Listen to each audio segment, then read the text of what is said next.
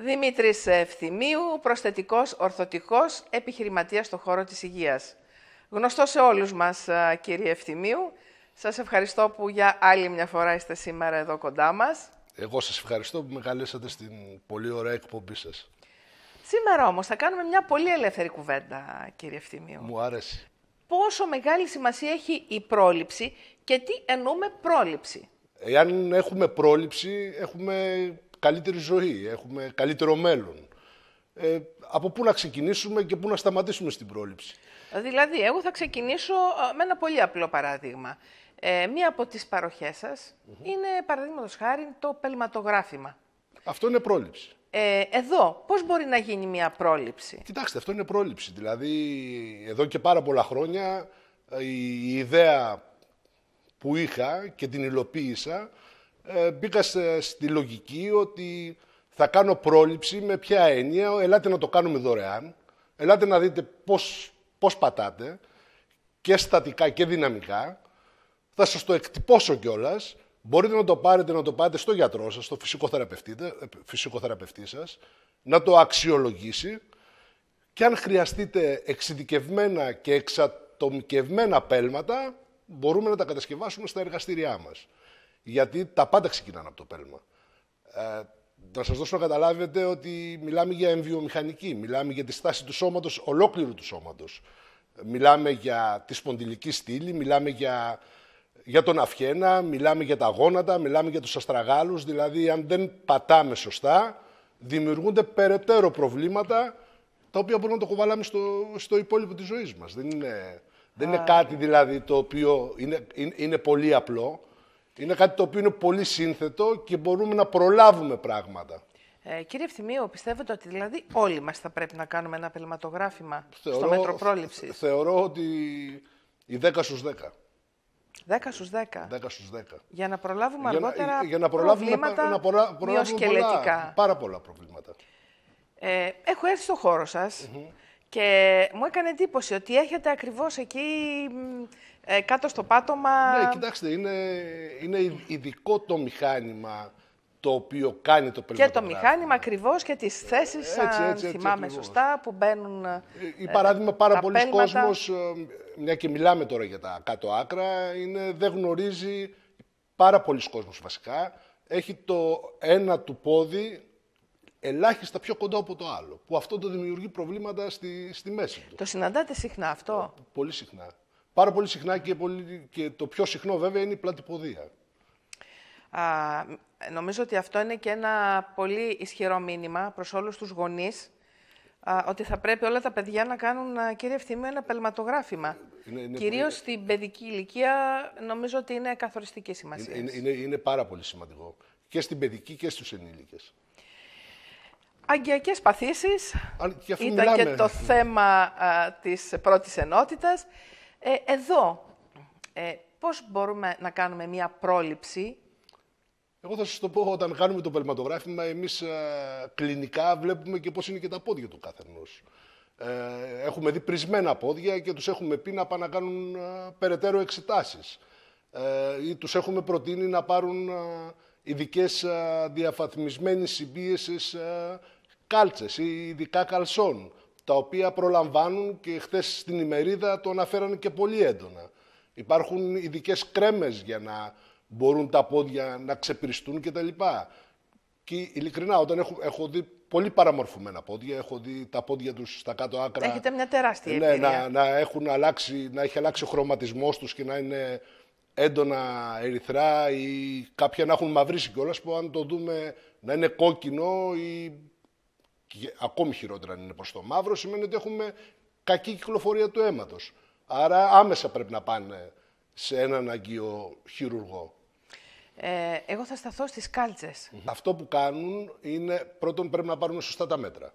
Δηλαδή κάποιος πρέπει να έρθει τις πρωινές ώρες, που ακόμα τα πόδια του δεν έχουν πριστεί, να πάρουμε τα μέτρα, είτε με 3D scanner είτε με άλλους τρόπους, ούτως ώστε να μπορέσουμε να δώσουμε ακριβώς το μέγεθος που χρειάζεται ο κάθε ασθενής και έχει καλύτερη κυκλοφορία του αίματος. Δηλαδή η συμπίεση που κάνει σε συγκεκριμένα σημεία μπορεί το αίμα και αντί να λιμνάζει στα κάτω άκρα, να το πω απλά, να μπορεί να έχει καλύτερη κυκλοφορία και να μπορεί να ξαναανεβαίνει, δηλαδή το αίμα προς τα πάνω. Γιατί ουσιαστικά όταν βλέπουμε ένα πόδι το οποίο είναι πρισμένο, σημαίνει ότι η κυκλοφορία είναι κακή. Και πρέπει να κάνουμε περαιτέρω δηλαδή εξετάσεις. Αγγειοχειρουργό, καρδιολόγο. Θέλει ένα καλό check-up που με το πελματογράφημα, αφού το βλέπουμε, τους ενημερώνουμε. Αντιλαμβάνεστε αμέσως ότι τους ενημερώνουμε υπάρχει και τι πρέπει να κάνουν. Μπορεί ένας άνθρωπος ο οποίος έχει μια εργασία που στέκεται πολλές ώρες όρθιος να έρθει κατευθείαν σε εσάς και να σας συμβουλευτεί τι κάλτσες υπάρχουν, τι μπορώ να κάνω. Κοιτάξτε, το καλύτερο είναι να έρθει να κάνει ένα πελματογράφημα και βάσει του πελματογραφήματος και ανάλογα με την κλινική εικόνα του κάτω άκρου να τον κατευθύνουμε να πάει να κάνει κάποιες εξετάσεις. Ναι. Ήθελα να πω ότι δεν θα πρέπει να έχει το παραπεμπτικό από το γιατρό, από έναν αγγειοχειρουργό. Συνήθως το παραπεμπτικό από το γιατρό το έχει το τι κάλτσες θα χρειαστεί. Δηλαδή υπάρχουν διάφορες διαβαθμίσεις στις κάλτσες. Αυτό είναι μετά, εμείς εκτελούμε την εντολή του γιατρού. Επανέρχομαι στο μέτρο πρόληψης. Έχουμε πολλές παθήσεις που μας υποχρεώνουν, κύριε Ευθυμίου, να σας επισκεφθούμε στα καταστήματά σας, γιατί δεν είναι ένα. Όταν πονάμε στον αυχένα, όταν θέλουμε αυτά τα μαξιλαράκια, όταν πονάει η μέση μας, όταν κάνουμε χειρονακτική εργασία και κυρίως καθόμαστε πολλές ώρες στον υπολογιστή, που μας δίνεται ειδικά εξαρτήματα για να βοηθηθούμε. Κοιτάξτε, η πρόληψη, όπως είπαμε και εξ αρχής, είναι το πιο σημαντικό. Εγώ θα σας το ξεκινήσω και θα σας το πάω κάπου αλλού. Τα παιδάκια με τη σκολίωση. Δηλαδή βλέπουμε ενήλικες πλέον να έχουν 30-35 μοίρες, 40 μοίρες σκολίωση, γιατί εγώ θα σας πω, άντε οι γονείς δεν μπορούν να το αντιληφθούν ή δεν έχουν την κατάλληλη παιδεία για να αντιληφθούν ότι το παιδί τους, αν δεν είναι πολύ εμφανές αυτό το σημάδι πάνω τους, να πούν ότι πρέπει να πάω σε ένα γιατρό να δω τι κάνει. Αυτό θα πρέπει να είχε ενταχθεί ως πρόγραμμα για μένα στα δημοτικά σχολεία. Δηλαδή, με το που ξεκινάει η σχολική χρονιά, ένας έλεγχος, ο οποίος είναι πολύ απλός και οπτικός έλεγχος, ούτως ώστε κάποια παιδιά τα οποία τείνουν να κάνουν σκολίωση, να τα στείλουν, να πάνε να κάνουν μια ακτινογραφία και να προλάβουν κάποια πράγματα. Εμείς αυτό που καλούμαστε, και γιατί σας το λέω, γιατί έχουν δει τα μάτια μου υπερβολές, δηλαδή έχω δει μέχρι 48 μοίρες σκολίωση. Και έρχονται οι γονείς έντρομοι τι μπορούμε να κάνουμε στο παιδί μας. Κάνουμε ειδικούς κηδεμόνες, νάρθηκες δηλαδή, οι οποίοι λέγονται σενό Μπόστον, που είναι εξατομικευμένοι, σκανάρουμε τον κορμό, δεν παίρνουμε πλέον με τον παραδοσιακό τρόπο, με γυψοτενίες και τα λοιπά, όπως γινόταν παλιά. Σκανάρουμε τον κορμό και βάσει αυτού σε 3D εκτυπωτή φτιάχνουμε τον άρθηκα. Αλλά ειλικρινά δεν μπορώ πλέον εν έτη 2025 να βλέπω παιδάκια τα οποία να έχουν σκολίωση. Ακόμα και οι παιδίατροι πρέπει να το ελέγχουν λίγο παραπάνω αυτό όταν έχουν τα παιδάκια. Ας ρίξουν μια ματιά τι γίνεται. Νομίζω περισσότερο την ευθύνη τη φέρουν οι γονείς. Ναι, σίγουρα, δεν το συζητώ. Γιατί η έγκαιρη διάγνωση σώζει, το τονίζουμε πάντα. Απλά οι γονείς πολλές φορές μέσα στην καθημερινότητα δεν προλαβαίνουν να δουν καν τα παιδιά τους μπροστά. Αλλά όταν πάνε για έναν έλεγχο σε έναν παιδίατρο, για ένα εμβόλιο, ο παιδίατρος δεν είναι δύσκολο να δει αν έχει πλατυποδία ή αν έχει σκολίωση. Αυτό γιατί συμβαίνει όμως? Δεν ξέρω. Δεν μπορώ να το καταλάβω, ειλικρινά σας λέω. Γιατί δηλαδή δεν γίνεται έλεγχος? Δεν γίνεται έλεγχος, ναι. Θα μπορούσε όμως βέβαια να έχει ενταχθεί ως πρόγραμμα στα σχολεία αυτό, στην αρχή της σχολικής χρονιάς. Δηλαδή με εξειδικευμένους γιατρούς, με ορθοπαιδικό γιατρό, με παιδίατρο, ο οποίος να πάει να τα ελέγξει και θα είναι καλύτερη ποιότητα της ζωής των παιδιών και θα προλάβουμε και πολλά πράγματα. Μιλήσαμε λοιπόν για την πρόληψη, να μιλήσουμε τώρα για την εξειδίκευση. Είστε πολύ εξειδικευμένος στο αντικείμενό σας. Το αντικείμενο. Είναι προσθετική και ορθωτική. Προσθετικός και ορθωτικός. Το είχαμε πει και σε μια άλλη εκπομπή. Εγώ θέλω να το επαναλάβω, ότι είναι μια ειδικότητα σπάνια στην Ελλάδα. Ναι, στην Ελλάδα δεν υπάρχει καν, δεν υφίσταται καν. Δηλαδή, εμείς όσοι έχουμε έρθει από το εξωτερικό, δηλαδή σπουδάζοντας προσθετική και ορθωτική.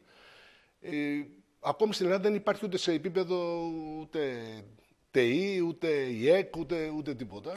Θα ήθελα να μας σε όλη την Ελλάδα είμαστε 50 δηλαδή. Τι ακριβώς σημαίνει. Κοίτα, ο προσθετικός είναι αυτός που προσθέτει. Και ο ορθωτικός είναι αυτός που ορθώνει. Δηλαδή, όταν χάνουμε ένα μέλος, εμείς το προσθέτουμε. Δηλαδή, μπορεί να κατασκευάσουμε ένα τεχνητό μέλος των άνω άκρων, των κάτω άκρων, διακοσμητικές προσθέσεις. Η σωστή λέξη είναι προσθέτω, γιατί πολλοί το κάνουν λάθος και λένε προθετιστής ή προθέτω. Δεν προθέτω, προσθέτω. Όπως και το ορθωτικός, ουσιαστικά τι κάνουμε είναι ότι μπορούμε να ορθώσουμε έναν άνθρωπο με διάφορες τεχνικές. Πλέον η τεχνολογία έχει τρέξει πάρα πολύ και τρέχει καθημερινά. Ακόμα και το AI σε εμάς έχει πει πολύ έντονα στο επάγγελμά μας. Έχει πει πολύ έντονα το 3D printing, έχει πει πολύ έντονα το 3D, το να σκανάρουμε πλέον μέλη του σώματος, ούτως ώστε να είναι και πιο φθηνά και πιο εξατομικευμένα. Και ειλικρινά έχω χαρεί πολλές φορές στη ζωή μου να έχω δει ανθρώπους με διάφορα τεχνολογικά βοηθήματα, γιατί το έχω πει πολλές φορές και σε πολλές συνεντεύξεις. Το είχαμε αναφέρει αυτό. Πώς αισθάνεστε όταν τους δίνετε ξανά ζωή? Ναι, γιατί κάποιοι μπερδεύουν την έννοια της αποκατάστασης με τη φυσικοθεραπεία. Η φυσικοθεραπεία δεν είναι μόνο αποκατάσταση. Η αποκατάσταση είναι ένα συνοθήλευμα ειδικοτήτων για να μπορέσει ένας άνθρωπος να ξαναενταχθεί στο κοινωνικό σύνολο. Να ενταχθεί στο κοινωνικό σύνολο, σωστά. Ή θα σας πω κάτι πολύ απλό, το οποίο το σκεφτόμουν σήμερα. Ακόμα πρόληψη είναι για ένα άτομο το οποίο έχει αναπηρία. Εγώ δεν μπορώ να δεχτώ δηλαδή να βλέπω παραπληγικούς, τετραπληγικούς, οι οποίοι να μην έχουν 2-3 τεχνολογικά ιατρικά βοηθήματα που να τους κάνουν τη ζωή τους πιο εύκολη. Όπως υπάρχουν τα αναπηρικά ορθοστατικά αμαξίδια, ούτως ώστε να μπορεί να σηκώνεται όρθιος κάποιες ώρες της ημέρας και όποιες ώρες επιλέγει αυτός. Πρώτον, έχει καλύτερη κυκλοφορία του αίματος. Δεύτερον, σπάει τις αγκυλώσεις. Τρίτον, γλιτώνει ουσιαστικά τις κατακλήσεις στον κόκκιγα. Πέμπτον, καλύτερη ψυχολογία. Και πολλά άλλα ωφέλη, τα οποία βέβαια αυτά πρέπει κάποιος να τους τα πει για να τα καταλάβει ο κόσμος. Ο κόσμος δεν μπορεί να τα ξέρει μόνος του. Εντάξει, είναι ωραίο το διαδίκτυο, είναι ένα χάος βέβαια το διαδίκτυο, αλλά θα σας πω ότι η πρόληψη είναι ότι όταν έχουμε έναν άνθρωπο στο σπίτι, ο οποίος είναι κατάκητος, είναι πολύ απλό κάποιος να πάρει ένα ειδικό αερόστρωμα για να μην ανοίξει αυτός ο άνθρωπος, γιατί όταν θα κάνει κατακλήσεις, η δυσκολία είναι τεράστια μετά. Αυτή είναι η πρόληψη. Έχει πολλές έννοιες η πρόληψη στο κομμάτι της υγείας. Γι' αυτό σας καλέσαμε σήμερα εδώ, κύριε Ευθυμίου. Και πιστεύω ότι τα είπαμε απλά λόγια για να τα καταλάβει και ο κόσμος. Απλά και κατανοητά, γιατί όπως είπαμε είναι πολλές πτυχές που ο κάθε ένας δεν τις γνωρίζει.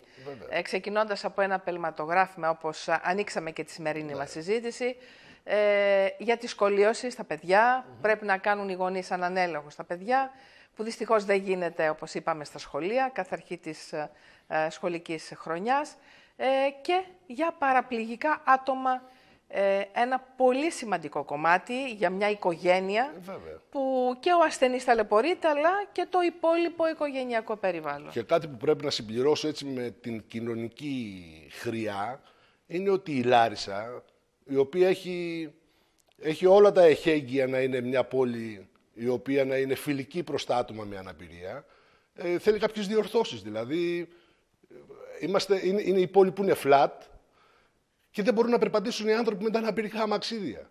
Δεν μπορούν να βγουν έξω στην αγορά, γιατί και αυτοί είναι ένα αγοραστικό κοινό, στο οποίο θα μπορούν να μπουν στα καταστήματα, να μπορούν να αγοράσουν κτλ. Γιατί να τους αποκλείουμε? Δηλαδή, ο σχεδιασμός που γίνεται αυτή τη στιγμή μέσα στο κέντρο της Λάρισσας, στα περιφερειακά της πόλης, πρέπει να έχουμε αυτούς τους ανθρώπους ως πρώτη προτεραιότητα και μετά όλους τους υπόλοιπους. Σας ευχαριστώ θερμά, και εγώ σας ευχαριστώ, κύριε Ευθυμίου. Ελπίζω να σας έχουμε και σε μια ακόμη εκπομπή πριν βγει ο χρόνος, για να υπενθυμίσουμε για άλλη μια φορά σας ευχαριστώ.